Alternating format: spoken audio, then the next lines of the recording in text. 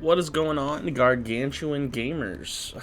Today, I uploaded over the past few days. I uploaded a budget Dark Magician profile and a meta Dark Magician profile, and so this is the meta Dark Magician profile. Go ahead and watch my actual whole breakdown of that deck profile if you haven't seen it. But I'm actually going to show you a duel with this deck in action because it really can do some nutty things. So this is the deck list overall.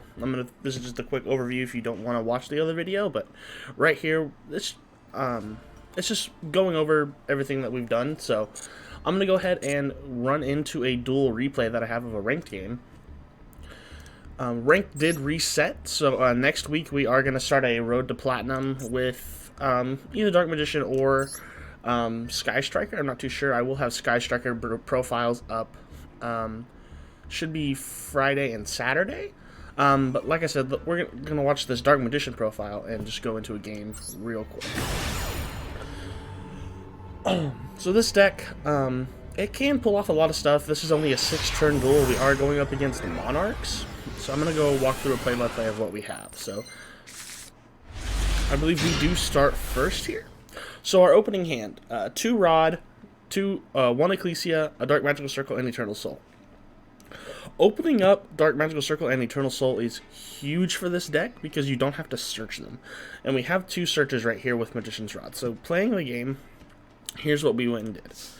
So going to main phase 1, we activate the Dark Magical Circle just to thin the deck, grab a Soul Servant, and then we summon the Magician's Rod. So with Dark Magical Circle, it's kind of a gamble when you're playing this card, but it is super easy to thin the deck, and with Soul Servant being that's one of the best cards you can grab. So with Magician's Rod, we do actually search a Magician's Salvation, which lets us set an Eternal Soul. So you're probably thinking, you had Eternal Soul in your hand, why would you search one?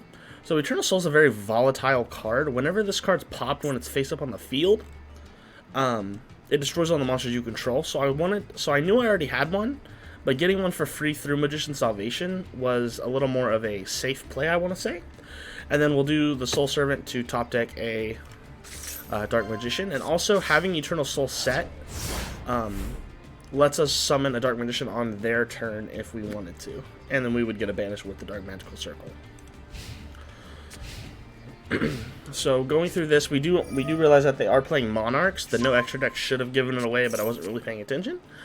So Monarch Stormforth. Monarch Stormforth, when it's activated, does let him tribute one of our cards, and he gets a Mobius. So with Mobius out, he tries to stop our Magician's Salvation. Magician's Salvation has already done its job, really. We don't really need it. And so, and he targets our Eternal Soul. So, obviously it's, looking back in hindsight, it's really smart that we had the Eternal Soul. So if we would have activated it, we would have gotten a Dark Magician, but he would have just been able to pop it. So going to battle phase, we'll take the 24, which is fine. And then since we did top deck the Dark Magician on with Soul Servant, so right here we have the ability to either set an Eternal Soul and play super slow, or we could summon Magician's Rod and try and go a little aggro. And so I think we summon Magician's Rod here. And you're thinking, what could you pick up? Do you want an Eternal Soul for the draw? Do you want another Eternal Soul or Dark Magical Circle? But I think searching for the one of in the deck, which is Magician's Navigation, really sets us up for a smart play. Because, as you can see, they have a whole field of big monsters. Magician's Navigation lets you summon the Dark Magician from your hand, and it lets you tutor one from the deck as well. And with the Eternal Soul that we have, we can just we have 2 Dark Magicians in play, and we can just go ahead and keep recurring those over and over and over again. So really, I find this deck is you want to get your Dark Magicians in the grave as fast as possible, and Magician's Navigation lets us see 2 rather than just the 1. So on their turn, they go for, what do they go for here? I believe they go for Caius. So Caius lets him destroy my Magician's Rod, and also we would take 1,000 damage. But we do kind of counter with the Magician's Navigation like I was talking about. And so we get a Dark Magician and a second Dark Magician. He does get to pop our Rod, and we will take the damage, but also we get to banish his Caius. and then he Regekis. So even game state with that is fine.